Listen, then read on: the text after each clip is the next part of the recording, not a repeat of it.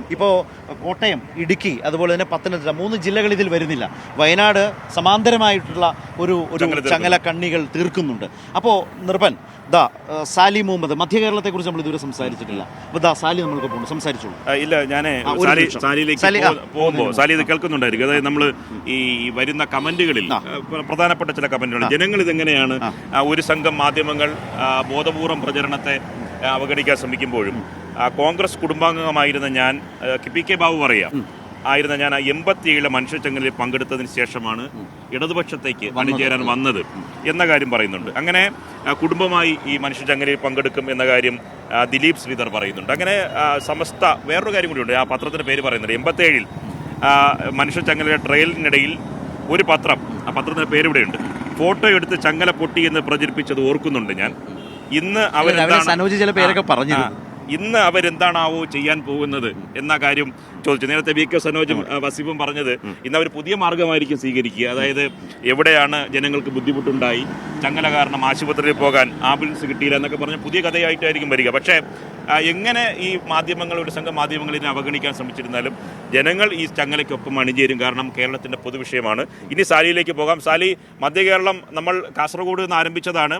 ഒപ്പം തന്നെ രാജ്ഭവന് മുന്നിൽ നിന്നാണ് രാവിലെ ഡിവൈഎഫ്ഐയുടെ സംസ്ഥാന ഭാരവാഹികൾ നമുക്കൊപ്പം ഈ മനുഷ്യച്ചങ്ങലയെക്കുറിച്ചും ഇപ്പം പറഞ്ഞത്. ഇപ്പോഴും നമ്മൾ രാജ്ഭവന് മുന്നിൽ ആണ് നിൽക്കുന്നത്. സമരത്തിൻ്റെ ഒരു പ്രധാനപ്പെട്ട നിർണായകമായ കേന്ദ്രം കൂടിയാണ് രാജ്ഭവൻ. മധ്യ കേരളത്തിലെ ഒരുക്കങ്ങൾ സമഗ്രമായി എങ്ങനെയാണ് സാലി മുഹമ്മദ്?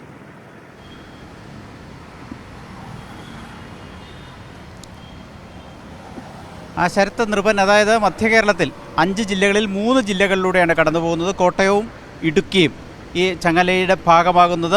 ദേശീയപാതയുടെ വിവിധ ഭാഗങ്ങളിലെത്തിയാണ് അവിടുത്തെ പ്രവർത്തകർ അണിചേരുക എന്നറിയിച്ചിട്ടുണ്ട്.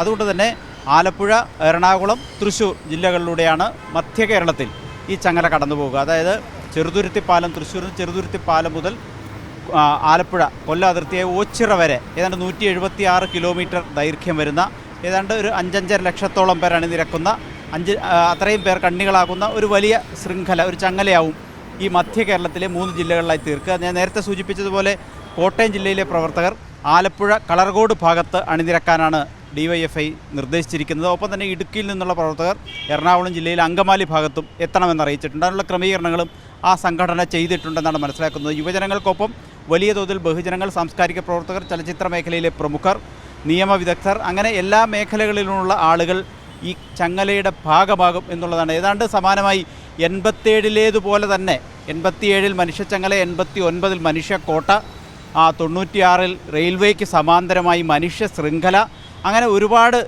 ഇത്തരം സമര പോരാട്ടങ്ങളും വ്യത്യസ്തമായ സമരരീതികളുമൊക്കെ ആവിഷ്കരിച്ച ഡിവൈഎഫ്ഐ പോലുള്ള സംഘടനയ്ക്ക് ഈ സമരം വലിയൊരു ബുദ്ധിമുട്ടില്ല സംഘടിപ്പിക്കാൻ കഴിയുമെന്ന കാര്യത്തിൽ തർക്കമില്ല. കാരണം അത്രമാത്രം യുവജന പിന്തുണ, ബഹുജന ഐക്യദാർഢ്യമൊക്കെ അവകാശപ്പെടാൻ കഴിയുന്നൊരു സംഘടനയാണ് അവർ എന്നുള്ളത് കൊണ്ട് തന്നെ വലിയ തോതിൽ ആളുകൾ അണിനിരക്കും എന്ന കാര്യത്തിലൊരു തർക്കമില്ല.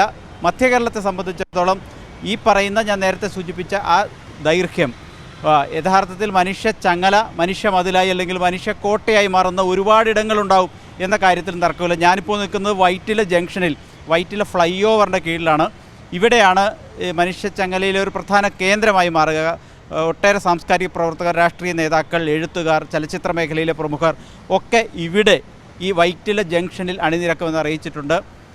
അതിൽ പ്രൊഫസർ M.K. സാനുണ്ട്, സുനിൽ P. ഇളയിടം, ഡോക്ടർ സെബാസ്റ്റ്യൻ പോൾ, അത്തരത്തിലുള്ള സാംസ്കാരിക മേഖലയിലെ പ്രവർത്തകർ, M. സ്വരാജ്, ഡിവൈഎഫ്ഐയുടെ മുൻ സംസ്ഥാന പ്രസിഡന്റ് CN മോഹനൻ, MLA മാർ, ഒപ്പം ചലച്ചിത്ര മേഖലയിൽ നിന്നുള്ള സംവിധായകൻ ആഷിഖ് അബു, കമൽ, നടി, ചലച്ചിത്ര മേഖലയിലെ വിവിധ നടീനടന്മാർ, അങ്ങനെ ഒട്ടേറെ, നിഖില വിമൽ ഉൾപ്പെടെയുള്ള നടിമാർ, അങ്ങനെ ഒട്ടേറെ പേർ ഇവിടെ ഈ വൈറ്റില ജംഗ്ഷനിലായിരിക്കും ചങ്ങലയിൽ കണ്ണികളാകാൻ എത്തുക എന്നറിയിച്ചിട്ടുണ്ട്. വലിയ ജനക്കൂട്ടം ഇവിടെ ഉണ്ടാവും. ഞാനിപ്പോൾ നിൽക്കുന്ന ഈ ദേശീയപാതയുടെ ഓരത്ത്, നമുക്കൊക്കെ അറിയുന്ന പോലെ വൈറ്റില ജംഗ്ഷനിൽ ദേശീയപാത കടന്നു പോകുന്ന സ്ഥലത്ത് വലതുവശത്തായി ഓരത്ത് മനുഷ്യച്ചങ്ങല തീർക്കാനാണ് തീരുമാനിച്ചിരിക്കുന്നത്.